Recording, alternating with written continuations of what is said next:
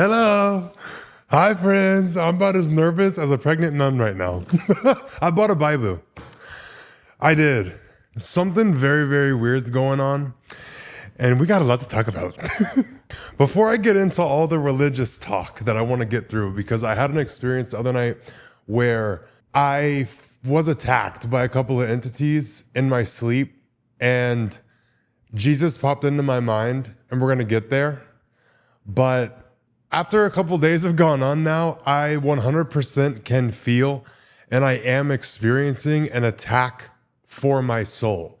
I'm getting chills talking about it. There's some kind of fight going on right now for my soul.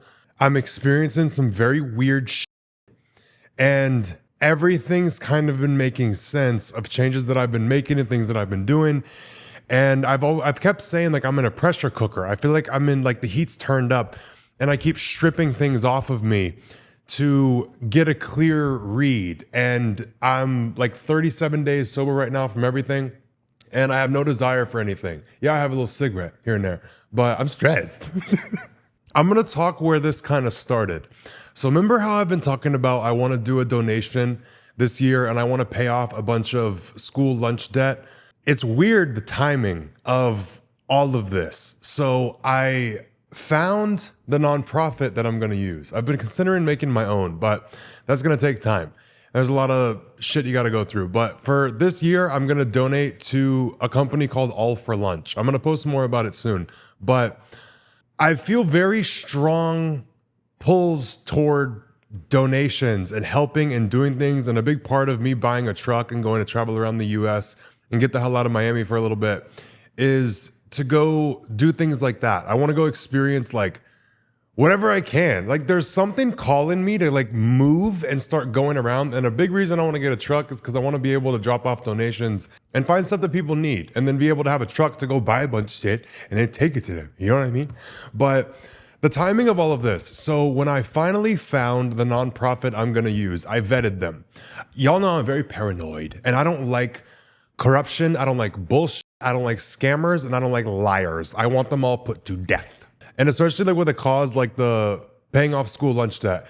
There's two things I had to look at. One, if they were a 503c or 501c, typically it's both, but you have to be approved with the IRS as an actual nonprofit. That's the first thing I had to verify.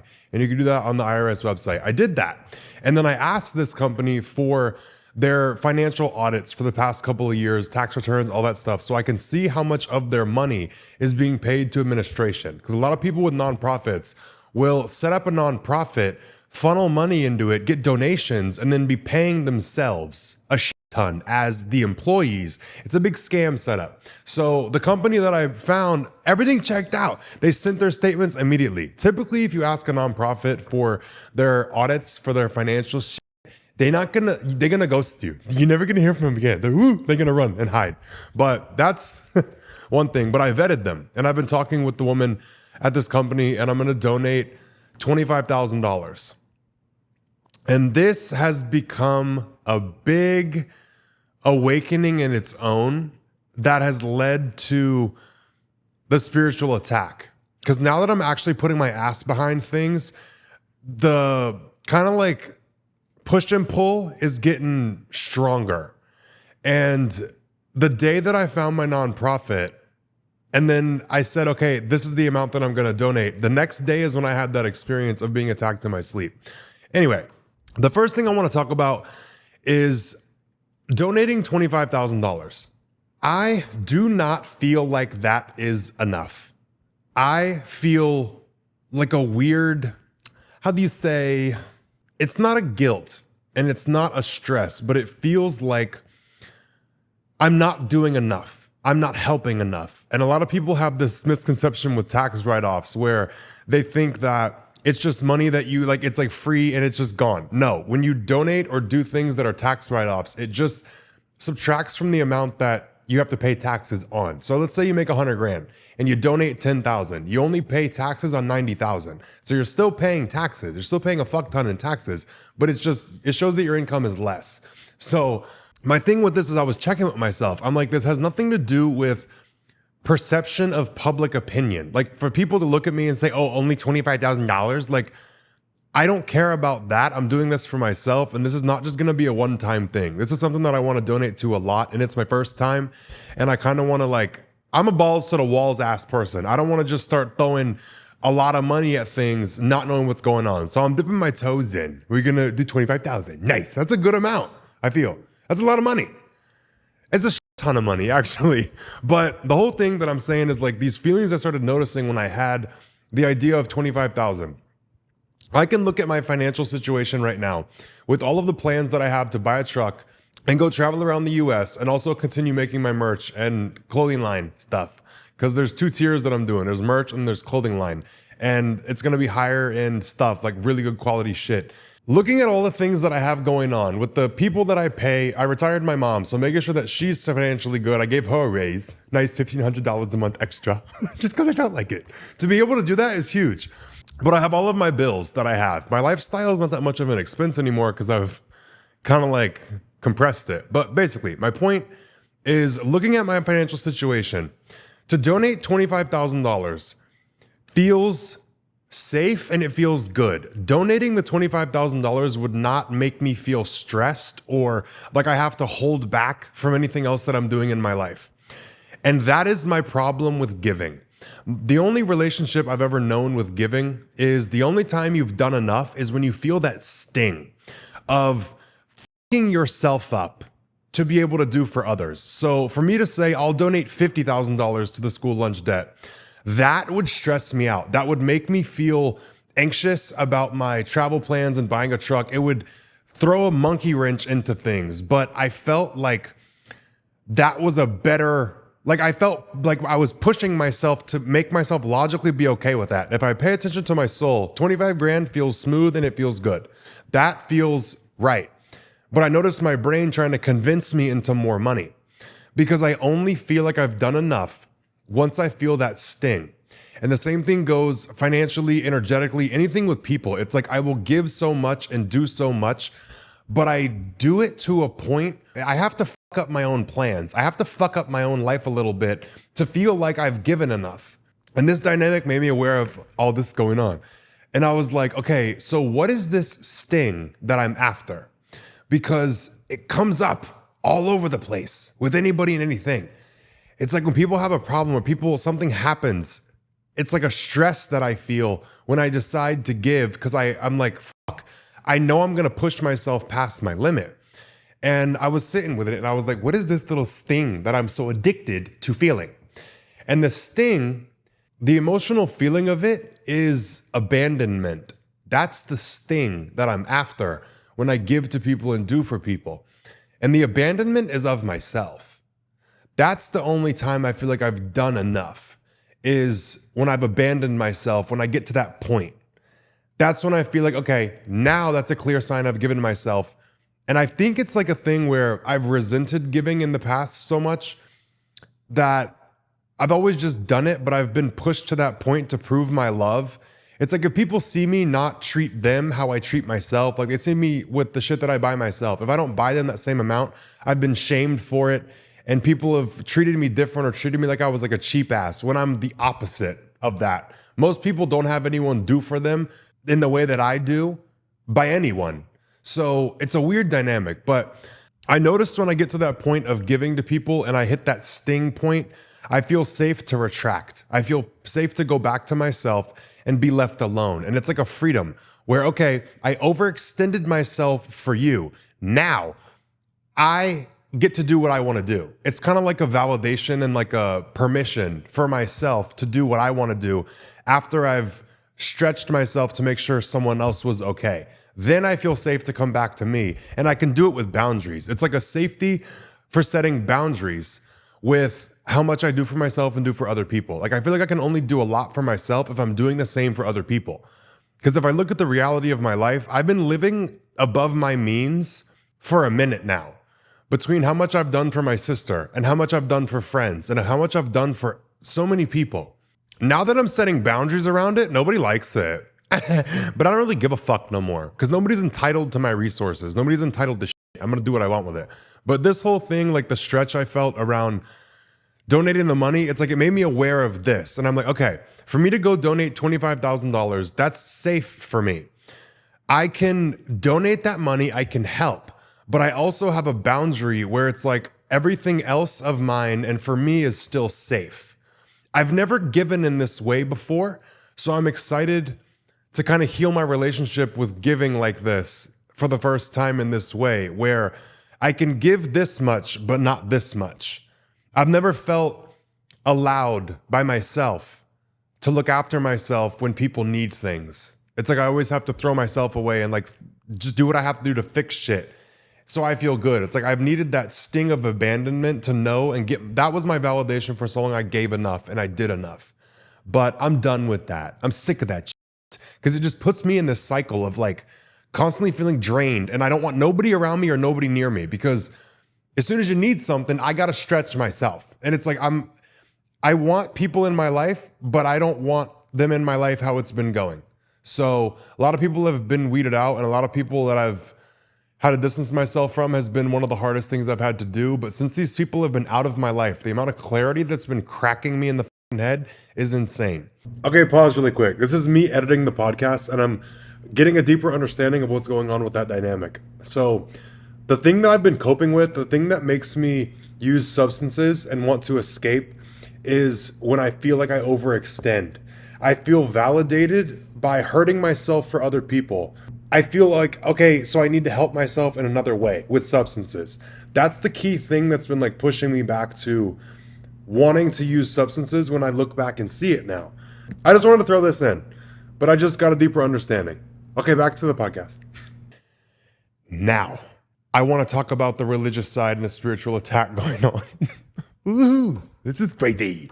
Weird.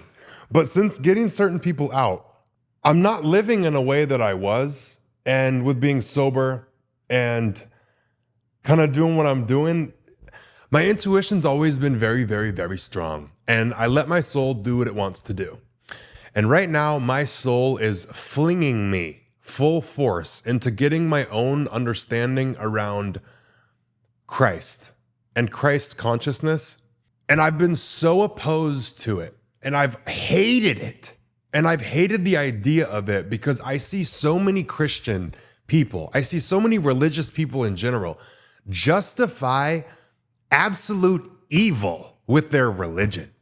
People use shame. People use absolute hatred disguised under their religion to act out heinous things. Look at Palestine and look at Israel. Just example one. Everybody's fucking validated because of religion. I don't like that shit. It irritates the absolute fuck out of me. And a lot of people online have been very excited. Like, oh, Leo's talking about the Bible. Oh my God, Leo's talking about Jesus. I'm the last motherfucker y'all want to come into a spiritual realm and get involved in churches because I'm going to be the biggest implosion to it. I cannot stand corruption. And the amount of churches that abuse people, use the religion to abuse them and use the religion to financially profit, and people that exact out and do a lot of sexual predatorial shit under the guise of religion, I will be the worst thing. I will be a curse to all of these people and all of these things that run like this. I'm probably going to get executed. The way that I pop my mouth, if I actually get involved in this, I'm like, I know what my presence does to things. I disrupt. My soul is a disruptor. I disrupt everything. If you are not in line with the truth, I'm going to fuck your shit up. And I'm not even going to have to try. People just get around me and start exposing things. And they don't understand why they do it. And it's kind of infuriating having a presence like this where it's like, I disrupt everything. The truth comes out. And it's like the veil gets pierced whenever I go into things and look into things. And I see things other people don't. But I also have the balls to talk about things other people won't talk about. My whole point with this is I've been so irritated with seeing religious bullshit, is what I'm going to call it. Religious evil disguised as for the right thing. Shove it up your ass. I will see you in hell. Oh my God, I will. I know it, I will. Ooh. If I'm going, you're going. If I end up going to hell, I'm at least be working the door. I'm gonna have a fun job. Like, I'm gonna tell you where your section is in the very back, bitch. But I'm feeling very called to get my own understanding and reading of this, and I don't want to let people who do bad things and make certain religions look bad, because I want to look into the Quran also. A lot of my family is Christian. A lot of my family on the other side is Muslim. So I have an understanding of each religion, but not from my own unbiased opinion. That's what I want to get now. I read the Bible in high school and I liked a lot of it. A lot of people aren't strong enough to live by certain morals. A lot of people claim a lot, but they don't live by it. And I can't stand that. These weak fucks. Oh, I had a moment of weakness. You're not allowed that. I don't like giving people grace. Jesus Christ. Like if it's laid out in front of you, the rule book, okay. What's the issue? Why it's so hard to follow it? Don't lie, cheat, and steal. Fuck. Like, what's the problem? Why is that so difficult? I don't get it. But that's what I'm after, is my own understanding of Jesus Christ. That is so uncomfortable for me to say. It makes my skin crawl to say Jesus Christ and to say Christ and to not say, oh, Jesus Christ, in like a joking way. Like to actually put a little bit of honor behind the name Jesus is the most, like my skin is crawling. It's like when I came out as gay, when I was talking to my therapist about it, when I don't remember what age I was, like 20, 19, I don't remember. Like I was talking to her about it and I couldn't even say the words that I'm gay. Like, it's like I fully dissociated and I couldn't speak it out loud for a long time. And when I try to say the name Jesus, it has the same kind of effect. I'm just fighting through it. This is so uncomfortable, but it's like, this is where my soul is dragging me by my fucking hair.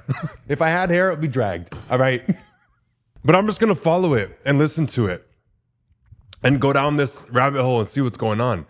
There's a lot of questions that I have. There's a lot of things that I wanna look into for myself, but I'm also feel like I'm gonna come out, if I start actually studying the Bible, I think I'm gonna come out with a lot of like jarring things of things that people have gotten fucked up and people that have misconstrued things. I'm gonna have to course correct them and I'm not gonna be nice about it. There's no time to be nice no more. We're in a pressure cooker for a reason, but I wanna talk about the whole thing with my spiritual attack that I had in my sleep the other night. So there's a lot of layers to this. Should I tell you about the first time I had like an entity visit me? I think so. Okay.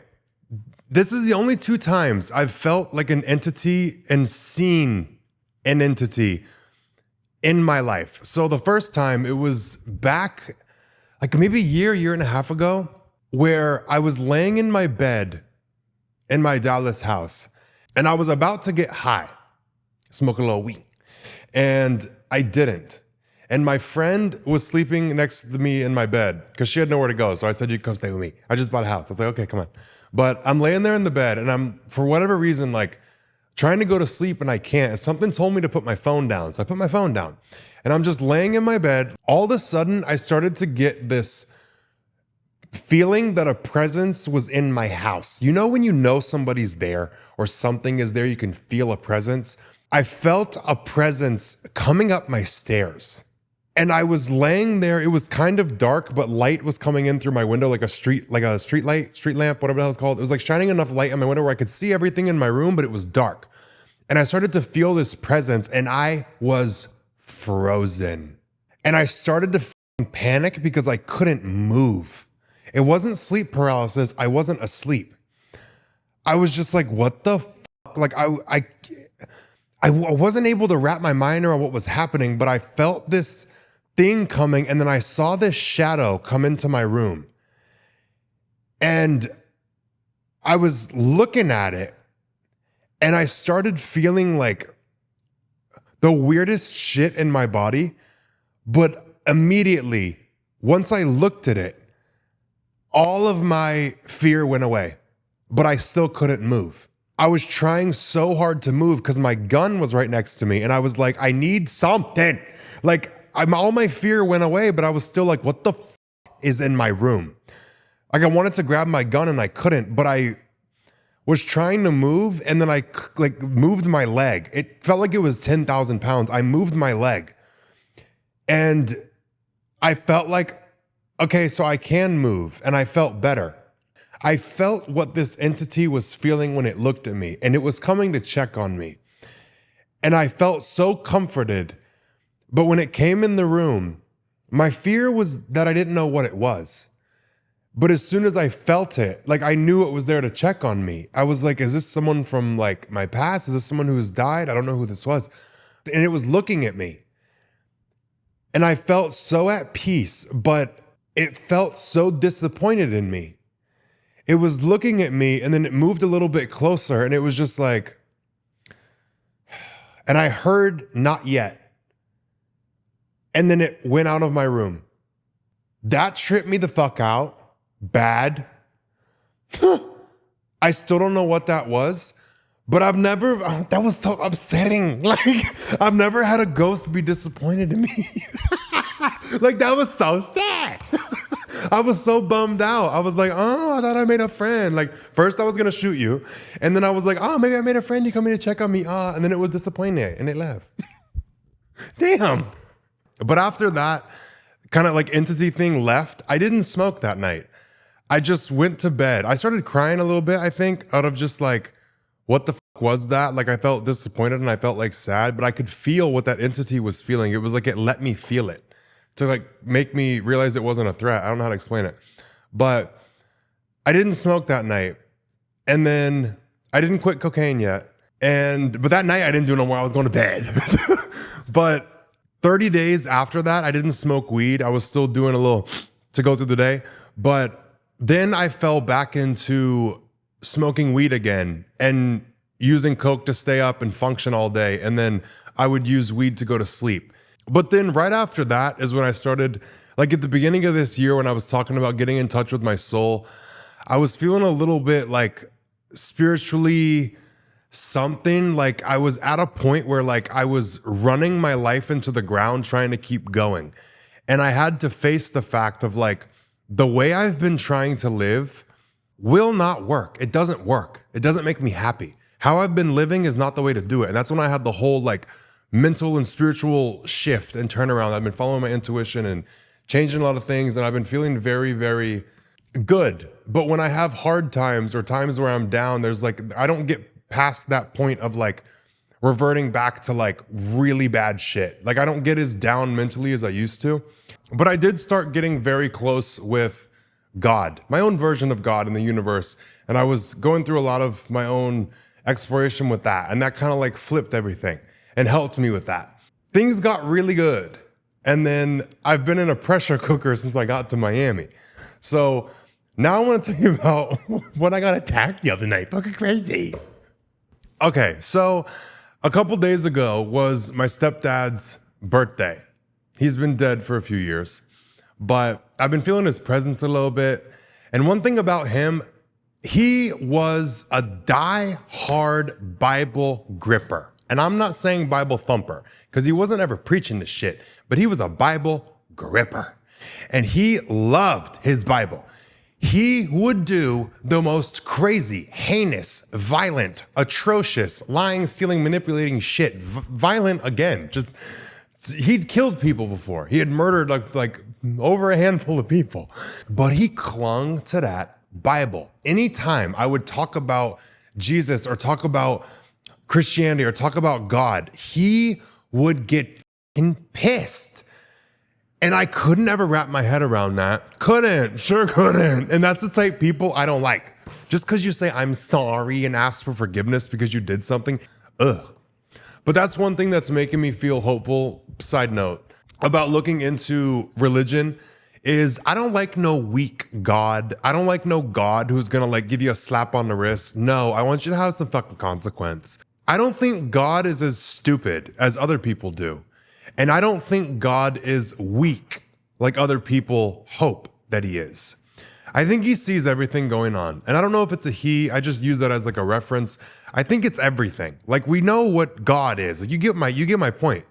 But I could never get behind the whole thing of God where it was like he was lenient and like pussy, basically. I can only relate to and feel safe with someone. You gotta be capable of great evil for me to feel safe with you. And God is fucking mean. That's one thing I've been realizing. Certain stories and things have been coming up in my mind that I'm like, this motherfucker is really with the shit. Now I like it. Now I can respect it, look into it a little bit. But A lot of people treat him like he's stupid. I'm just like, you think God doesn't see what you're doing, bitch? Okay, bro, please. But I like that. I can get behind that now because as I've grown up, I can see that a lot of things have been warped and jaded, and I want my own opinion, but I couldn't ever get behind the thought of God not being vicious. Like, I like people who not are evil, but I like people who are as equally good as they can be evil. I want them to lead with good and be good, but when damage is caused or you are crossed, I want to see that evil side. I want it to be matched. Like, you do good, you lead with that, but you're capable of extreme bad. You choose not to do it and you know when to do it. God's like that. Now I can get behind it. But anyway, back to my whole thing with my stepdad and like the little attack that I was going through. He's been popping up in my mind. And there was one story he told me about when he was in prison where he got attacked by some entities. And he told me these like guys that had died there before, something like came and like were f***ing with him one night in his cell. And he said, he was telling me, don't ever back down from an entity. Don't ever back down to a ghost. If you feel scared, you do not let them know that. You dog cuss them the fuck out and you tell them to get out. They ain't welcome, go back where the fuck you came from. He was like, do not let them see that you're scared. Don't let them feel like they have control over you. Because he said the ghosts in his cell were like moving shit and throwing shit at the wall. So he was in the cell by himself, scared shitless, but like, he stood up and was like fighting, and then he grabbed his little Bible and he was fine. And then it went away. And that's a key piece of why I reacted the way that I did when these entities came up and got on me when I was in my room. So I was asleep and I woke up twice, but I didn't wake up. You'll get it. Hang on. In my sleep, I felt a presence in the house and I felt it moving fast. I'm getting the chills like a motherfucker. Ooh, I gotta check my environment. Oh my God. Okay, so I'm asleep and I feel something coming up these stairs. And it's like coming after me and I could feel it. And I was like, get up, wake up, wake up. Like I was trying to tell myself to wake up. And I woke up as they were coming. They were up the stairs. They were coming through my door. And I woke up as they were like jumping on me. I don't know if it was 2 or 3. But they were dark. It was black, shadowy, like figures, strong as fuck. Because I'm not one to go down without a fight. Like I thought there was people here. That's how, I'm about to relive it. That's how accurate it was. It was like time slowed down for a second. And I had lit a St. Michael candle. And it's one of the 7-day candles that had been burning. And I lit it that day. And then that night I went to sleep and I woke up in the middle of the night to this happening. And I remembered my candle. I remember like, it was so fast, but I remember like tussling and trying to like fight. And I remembered St. Michael and I was like, these are not humans. And I said, St. Michael, get these motherfuckers. And I'm trying to like push these things and fight with them and like ruffle with them. My whole bed, all of my shit all over my bed was gone. Like my comforter was gone, my pillows were gone. Everything was like flying off the bed because I'm flailing about. When I noticed it kept getting worse, Jesus popped into my mind. I stopped, like I laid down flat and these things were still on me and they looked me in my fucking face. And I said, 1, 2, 3, Holy Ghost. Gone. Why the fuck would I say 1, 2, 3, Holy Ghost? Why would I say that? I don't know. But it was like peace. Like immediate, like the shit was gone. And I just laid there for a second and I was like, 1, 2, 3, Holy Ghost. Just in case anything was left. I'm like, what the fuck was that about? I was irritated. I hate getting scared.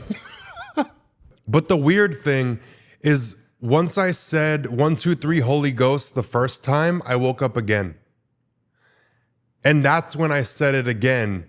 Once I was like, it was a weird, I don't know how to explain it, but it's like I woke up the first time to fight the shit. Once I said 1, 2, 3, Holy Ghost, it's like I woke up again. But like I was awake, but I felt like I was already awake. And I was, because all of my shit was off of my bed. Like, but I woke up, I don't know how to explain that. I woke up twice, but I was awake. I don't know. Thinking of Jesus and saying Holy Ghost, That's the only thing that flipped it. And it was weird. I don't think of things like that. That doesn't visit me. I don't think of Jesus in that way. But basically now I ordered a Bible. It's real sickening. It's black goat skin, gold pages, leather, nice. And I'm excited to read it and get my own understanding. But I feel like an intuitive call to it, like I said, but it's to get my own understanding of it. Like I don't want to talk to people and get their opinions. It's like once I can read what I feel called to read, and once I get through it, then I will take outside opinion. I'm not taking any until then. But I feel like my focus is like tunnel visioned when I think about the Bible and I think about Jesus. It's like, it's not letting anybody outside intervene. And I'm at a good point in my life for that, where if I'm ever going to get an understanding of it, it's now without any intervention. I don't want anybody to tell me what to think or tell me what to believe. I want to go through this on my own, but I feel very energized by the thought of it. And I feel very tired. Like I've been taking naps like a cat. Like I've been taking a lot of naps. I don't get it. But I can clearly see a spiritual warfare going on. It's like there's a battle for my soul, and it's so clear to me. I'm not going to label what it is. I'm just following the sensations of I'm going down a path where my soul feels led, and something does not want me going down that. And I've never felt that before. I've never felt anything like that. And I'm also going to be vulnerable about my relationship with things in the past. I've talked about it in previous episodes where I said that I've prayed to the devil. I said that I've prayed to God, and nobody listened, nobody came, nobody anything. There's been periods of my life where I've been so down and desperate, and when I called and asked for help, I felt so abandoned. I felt so alone. Nothing helped. I didn't hear anything. I understand so much about witchcraft. I know a lot more than people will ever think that I do about demons and angels. And I've got my own understanding of everything, and nothing really has worked in a sense of I saw it totally wrong with the way that I was asking for things. I was desperate for something or someone or some fucking force to come in and fix my life and to save me and to help me. And the other day I had a full-fledged auditory intuition of all I can do is wake you up. I can't change it for you. And that makes a lot of sense. Because really all that life can do, and my understanding of the universe, my understanding of God as I have it now, we're all able to make the changes, and God can't intervene. God can't make a change for you. You have to do it. All God can do is put you in a pressure cooker. All God can do is make things bad enough where you see what you're leaving behind is worth leaving behind to save yourself. So the way that I've looked at it and approached it from a very young age versus now, I see it totally different. You're not powerless. You can't just throw your hands up. We all have a soul. We all have life force. We all have a very strong energy in us, and we have to make the changes. You can't just try to pray something away, whether it's the God or the devil. You can't just pray it away. And the devil don't work as fucking easy. It's not just oh, you wake up and you're blessed with all these things. People act like it's that. It's not that. Blessings from the devil just feel like going down a slide. It's easy. Whatever feels easy and you don't think about it, you just go down that slide. That's kind of how I just saw it. Blessings from the devil are like going down a slide. Feeling guided by the devil is like going down a slide. You just take the first nudge and you just glide down. And you don't know where the you're going and what you're doing. But I'm talking alcohol, drugs, shopping addictions, sex, gambling. It's like any of these things that will tip you off that edge of the slide. It's easy to go that way. And you'll think that you get blessings. It's like when I came to Miami and I thought I was getting all of these things because of how I was living. It's like your perception of everything is so off. Nobody feels more highly of themselves than a drug addict. And that's for a reason. Your perception is warped. When you're drunk all the time, when you're doing substances all the time, You have an altered perception. And that can also lead to an altered perception of what you think of yourself and what you have in this life.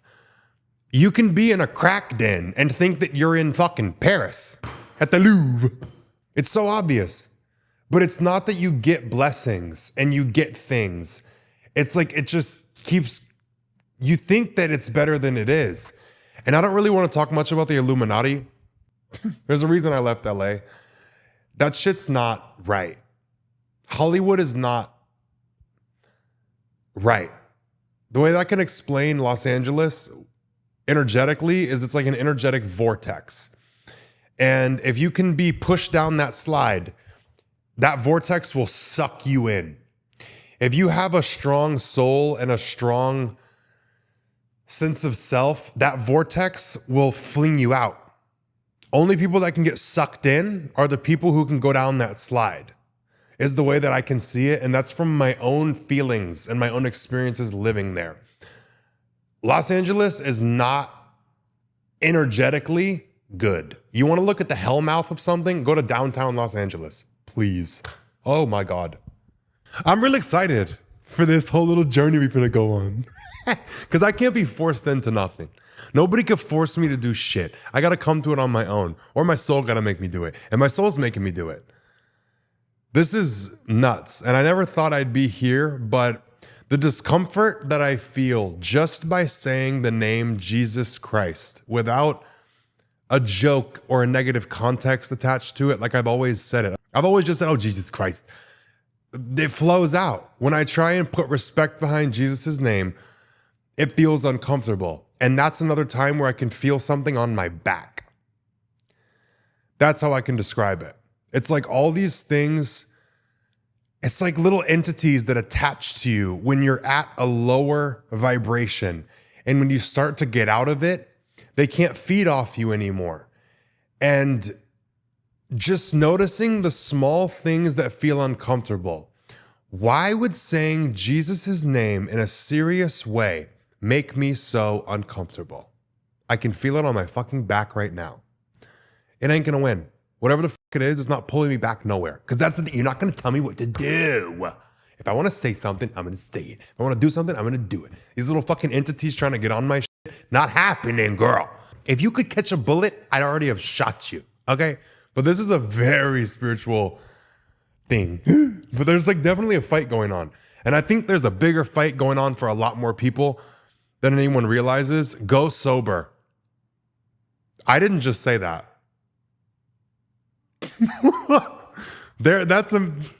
But listen, yeah. I didn't just fucking say that. That just freaked me out a little. Okay. I'm gonna go have a cigarette. It's just stressing me the hell out. But that's the update for now. That's what's going on with me. I think my Bible got delivered today. Wait, let me go see. I'll go downstairs and get it. It comes Monday. God damn it. Okay. Well, love you. Hope you're doing good. I'll keep you posted with how this goes. But everybody be safe. Take care of yourself. And I'll talk to you guys next Sunday.